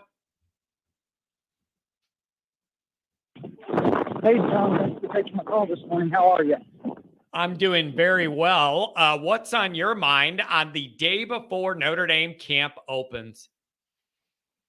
I'm really, really excited to see how the work that Chancey Stuckey put in on this wide receiver class is going to play out. I've heard some great things about Jaden Greathouse, and then on top of that, sounds like Rico Flores may get some playing time as well. So, yeah, here's number one is Notre Dame needs to open up the checkbook in a way they don't like doing for assistants, and they need to pay him whatever they could pay him to keep him out of the NFL or going somewhere else after this year. That's number one. He had, I think, of all the assistant coaches, inherited the toughest job last year. That unit was depleted, had no depth, and no proven anything. And he's rebuilding it quickly, and it could turn from a weakness to a strength in 2 to 3 years. He's doing a good job. There's a bunch of bodies in there that are athletic, ready to compete. I think we got a quarterback that could get him the ball. I want to see this all take off. yes, exactly. And I go back to your first caller who said we were born the same year. I was born in 92 as well. And he said he really hadn't seen an offense at Notre Dame. And the first one that came to my mind was 05, or 04, 05, or 05, 06 with Brady Quinn, Jeff Samardzija, Mo Stovall. Yeah. And that USC game that Rima McKnight been talking about. Was he on those teams? Rima McKnight? Yeah. Darius Walker. Yep. And then you had the good tight end play to go with it too. You had the good tight end play. That helped as well. Yes, and I'm not, obviously none of our wide receivers are as proven as Samardzija was coming into that year. I think he ended up with like 12 or 13 touchdown catches, maybe more than that. But like we all keep talking about, Tobias Merriweather, 1 catch, 41 yards, 1 touchdown in his freshman season. I mean, there's talent in the room that can be built on, and it all goes back to what Brian Kelly really couldn't do at Notre Dame was to develop players. He couldn't develop quarterbacks, and the wide receivers were hit and miss. Yeah, you had Will Fuller, Chase Claypool, but nobody nobody really completely stood out for me. Yeah. And I just, this year could be the year where that all changes, and defenses have to respect everything Notre Dame can do. And again, one of my big questions is, How much is that wide receiver group developing on their own what they need to do? And then when you add in what Hartman can provide, what level can it go to then? Like, I'm really interested in that. Like, let me give you an example. Hartman may be able to make all these throws and do all that. But when we're playing the marquee three and they have guys that are trying to press our guys and not let them get off the line, can our guys make the move to get open to find the window for Hartman to throw to? Like, Hartman can't do much about that. Like, are they going to be able to get off press man coverage and make a move and get open in the biggest games in the fourth quarter to get a first down? I don't know. But I'm excited though. They have some athletic bodies and some kids that are young, and they're just going to go make plays. Let them.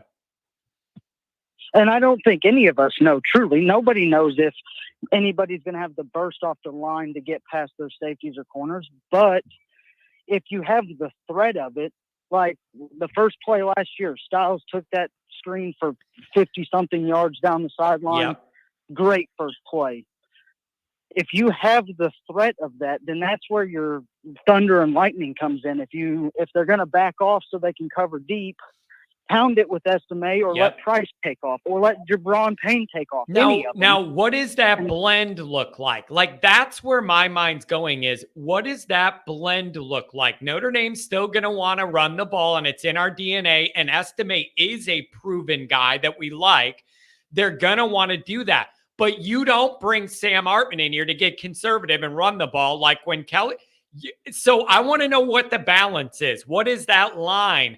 Does it depend week to week by what the defense presents or what their strengths and weaknesses are that we lean one way to the other? But I need a Notre Dame offense that can run it or throw it whenever they want to because they want to. That's where I need Notre Dame's level to ultimately get. Well, and that's where it has to be. I mean, the coaches can do their jobs. They can scout. They can game plan all they want. And it really comes down to what happens between the lines on Saturdays. But going into the game any week, you give me Navy, Tennessee State, NC State, Clemson, USC, I don't care what team it is. You should know what that team's strengths and weaknesses are. And if they're weak in the back, let it fly. Yep. If they are good in the back, pound it with Estime and now, you know what? Now, wait, you know where this gets really interesting. I don't want to get ahead of ourselves. What you're talking about leads me to this question. Think about our first game against Navy. You're like, okay, our guys outweigh them by a lot on the line. You should be able to power run the ball or whatever. Like, what do you want to see him do against Navy? Open it up and throw it around or try and lean on Navy's undersized front? Like, even in the first game, we're going to get some insight of their willingness to want to whip that ball around versus run the ball. That's going to be interesting week one in Ireland. Well, and I think if I'm Jared Parker, I've got to make a statement. I don't want to see 35 runs to Estime for 3 yards a carry because we know we can, if we can stop the fullback dive, we stop Navy and we win a 17-3 game or something. If I'm Jared Parker, I'm coming out, slinging the ball all over the yard and trying to put up 45 points on them. Yep. And the other thing is, I like the idea that you're putting that on film week one for everybody else game planning against you to see. I kind of like it that you come out and then people have to go, oh crap. We can't just line up, stop the run on early downs, and then guard the tight end with 2 guys and get off the field now. We actually have to defend Notre Dame on the whole width and depth of the field. We are not used to running an offense like that. The whole world opens up to you when you can run it and throw it and use the whole field like a real team that wins playoff games does. It's just foreign to us. Absolutely, because I don't know how many times last year, the defense would get a stop. They'd come out, run for 3 yards, incomplete pass to Mayer, punt, and the defense is right back on the field. Yep. And too many times, listen, I know personnel was limited last year. I know the quarterback was limited after Buckner injury. I know the wide receiver depth wasn't good. I know all that. But did you feel like Notre Dame was way too predictable a lot of times? I did. I felt like on my couch, I'm going, I know where this is going, and it's going for nothing. Like, dude, Rees probably felt handcuffed because of the personnel. I get that. But we were so predictable. I'm hoping that all changes this year. You don't bring Hartman in here to get boring and predictable. You don't. No, and what does that say to other recruits? Not just Carr and Minchie and then Jelly, who are already on the roster, but recruits down the line. Hey, we brought in this 6th-year quarterback who's thrown for 10,000 yards in Division I football, and all he did all year was hand it off to estimate 300 times. They're not going to do it. I think Parker's going to want to open it up a little bit and see where Hartman could bring them. And I am all about that experiment. If you're ever going to do it with this guy. He's a 6th-year guy. He's seen it all. Like, if you can't trust this guy to try and open it up that way, who can you? He's a 6th-year guy with 110 touchdowns and all the experience in the world. And the other part is, if it starts clicking, then it builds. Like, the confidence builds, the vibes build, those receivers gain some momentum. They start getting to where these really good quarterbacks and receivers know when the other one's going to react and where the ball's going to be. Like, they have this connection to just know what the other one's going to do. Like, if you could snowball that early in the year, that is really, really exciting. And Notre Dame's got a 4-game run up to figure it all out before whatever they're going to present Ohio State with. Work it out, try things out, see what works, take some chances, figure it out the first few weeks. Absolutely. John, I just have 2 questions for you, then I'll hop off the line. The first question is, I lived in Florida for 2 years before I moved back to Illinois. Paul Feinbaum, SEC country, all over the radio. Yep. How fast do you think that fan base turns on Tommy if they go with Buckner and it doesn't work out? Very, very, very quickly. Here's the issue. Tommy was our guy. We had a relationship with him since he was a 17-year-old high school kid. Notre Dame fans have had a personal relationship and investment in Tommy Rees doing good things for Notre Dame as a recruit, as a player, and as a coach, okay? Whether we thought he was a lead or not good enough on the field or as a whatever it was, there was an underpinning of a level of respect because he was one of our loyal guys as a player and a coach, okay? Alabama people have none of that allegiance to the Notre Dame guys that went down there. They have none of that allegiance to Buckner or Rees of wanting them to succeed and giving them a break. They have none of that patience. A couple 3-and-outs, they're going to want to send them on a bus back to South Bend, I think. I fully agree. I'm telling you, that will be they're not going to have any. They're not going to have any patience. If they go 3-and-out a few times in the first half of the first game or something, they are going to go off and they're going to go send these loser Notre Dame guys back north and get them out of here. It's a big risk. Like, Rees taking that job was a big risk in a certain way. Tying it to Buckner is even another level of that. I don't even know if he's going to start, though. Let's see that first. Well, and into that point, then I'll ask my last question. And into that point is, Alabama's supposed to be going into the season. I'm sure they will be top 5. Oh, yeah. Most likely. They don't even know their quarterback situation. Obviously, they don't trust in Milroe enough because they were still that late into the game bringing Buckner in. And their spring game looked bad. The quarterbacks looked a mess. That offense looked bad in the spring game. Like, they were all over the place. The Alabama fans were not happy with that at all. And so I don't know. I'm not a Tommy hater. I didn't like what he did as our O coordinator. I appreciated him as a player and staying on the staff, and he was a good recruiter. But why would you jump for that job with so much uncertainty at the most important position in the SEC when you know what LSU has coming back and Georgia's going to be good? Yeah. Do you really leave Notre Dame to jump to Alabama for possibly 3rd place in the SEC? Hey, man, it's a wild dynamic. I can't, there's so much to watch this year that's must see. I hope Buckner gets the job because I want to see Rees and him in that environment. And then I also got to watch what Clown Kelly's doing every week, and then I want to watch Michigan and hope they lose. And then I also got to keep track of what USC's doing out west. We got a lot of appointment viewing this year, us Notre Dame people. There's a lot to pay attention to. Yes, we do. I think it'll start at noon and end around midnight. That's it, man. You know what I love? Tell me if you love this too. One of my favorite pastimes is Notre Dame wins our game, whenever it is on Saturday, noon, the 3 o'clock window at night game or whatever. And then I sit there and watch Pac-12 After Dark till about 1:30 in the morning on Saturday night into Sunday. I love it. That is a guilty pleasure of mine. Doesn't matter the teams, but it's that late night window at about 1:30 in the morning, and I'm riding high off a Notre Dame win. That I can't wait for those weeks.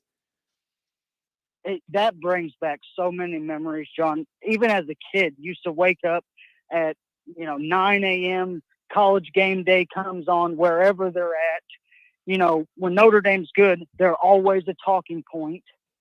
Yeah. So you would wait for Lee Corso to pick their games, and then it would roll into the noon kickoff, and then Notre Dame would usually start at 1 or 2.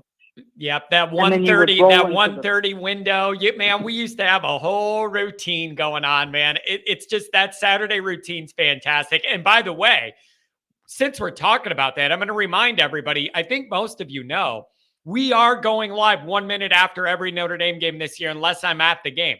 So 1 minute after the game, tune in here and I'm taking your calls and we're reacting live. So that's going to be a thing after every game I'm not at. So everybody know that. Book it.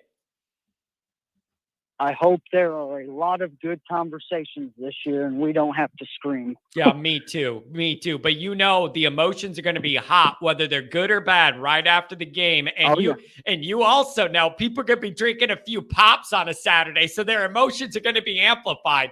I'm excited for this social experiment. We'll see how the hell it goes. Yes, sir. My last question for you is almost in the same respect as the Rees question, but in return to Notre Dame.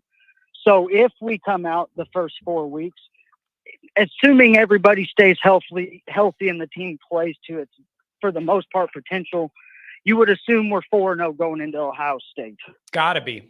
But if they are 4-0, but it's an ugly 4-0 and they, barely beat Navy, they struggle against NC State. Yeah. And all they're doing is quarterback screens or hands off to Esime, does that turn your thought on Jared Parker on, okay, maybe this is not what we thought it would be. Maybe he's nervous. Maybe, this is his first coordinator job at Notre Dame. I think there will be some of that in the ether. However, if Notre Dame wins all the games heading into Ohio State, it's going to be tapered. If the offense doesn't look great, but you're still 4-0, people are going to bring it up, but it isn't going to be like a fire. But if Notre Dame played crappy offense and lost one of those 4, it's going to get ugly. And then you got to go prove it against Ohio State to balance that back out. That's where it gets dangerous. The number one priority is being undefeated through those 4 games. That's the number one priority other than health. If it looks good, then that's obviously better. But the number one priority is 4-0 going into Ohio State. But if you blow out 3 of the first 4 teams and that we're passing it all over and Merriweather's catching fades in the end zone and Tyree's running loose, beautiful. But the number one priority is undefeated. Got to have it heading into Ohio State. Got to have it.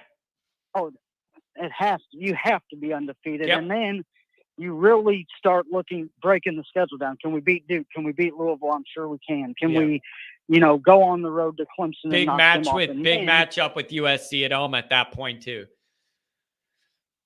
I was thinking back last point. I'm sorry. Was thinking back, I've been listening to the show and yours and Pat's conversation on which game is more important. And yesterday I was driving home thinking about it.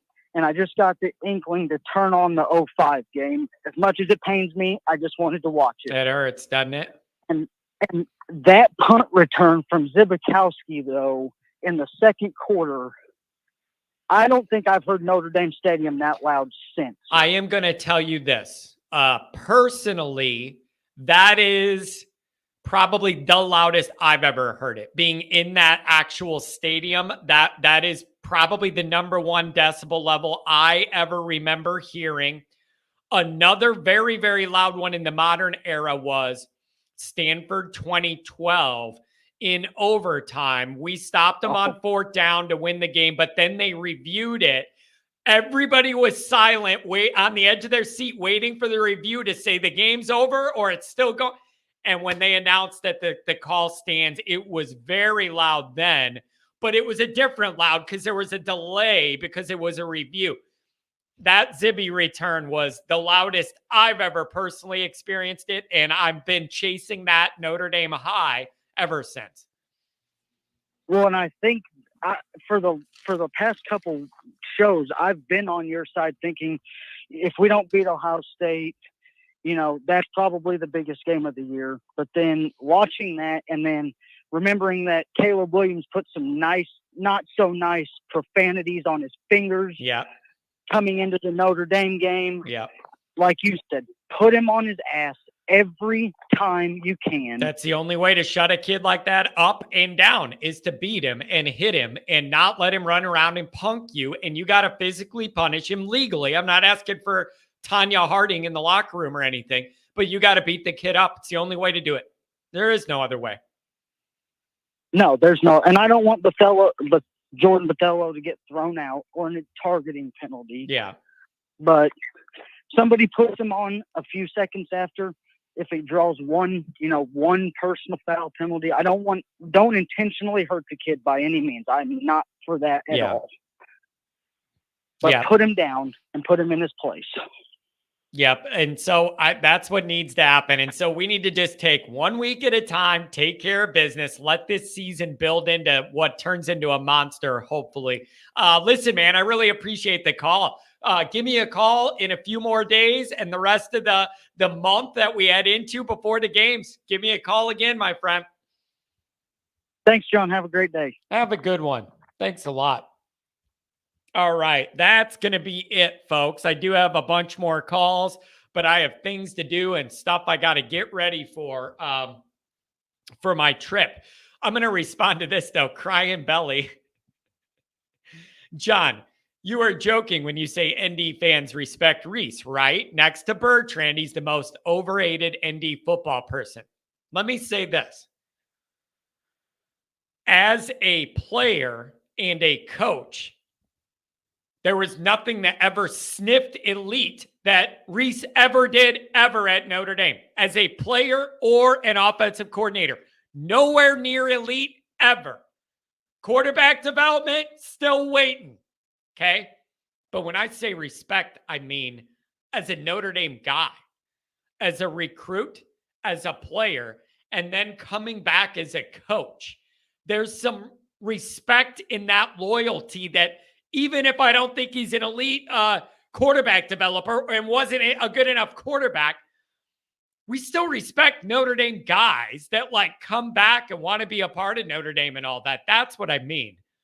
I think that's what I mean. Okay. BVG coach. How many pick sixes does Buckner throw in the opening game before he's benched? I don't know. But if it happened to Alabama people and Saban and all those hillbillies down there, and it isn't my problem, I'm going to be very happy. I'm going to love that. Those people are going to want to run the Notre Dame people right back to the curb outside the Golden Dome and go take your people back. All right, everybody. That's going to be it. I am heading to Notre Dame late tonight. I'm going to go pick Jack Sacco up at the airport at Midway early this evening. Then we're going to make the drive over, and then we'll be there all day tomorrow. Message me, DM me, email me if you're in town and you want to hang out. A few people asked what we're doing for dinner and drinks tomorrow night. I have no idea. I'll let you guys know. I'll let you know. I don't know what we're going to do, where we're going to be, but it should be fun. So everybody, have a good night, a good day. I'm still going to post stuff. You're going to have a video first thing tomorrow morning. It's just not going to be me live. If I see or hear anything on campus that's interesting, I'll put it on YouTube or I'll put it on Twitter. Okay? You guys take care. Have a good one. Thanks for being here. Really appreciate it.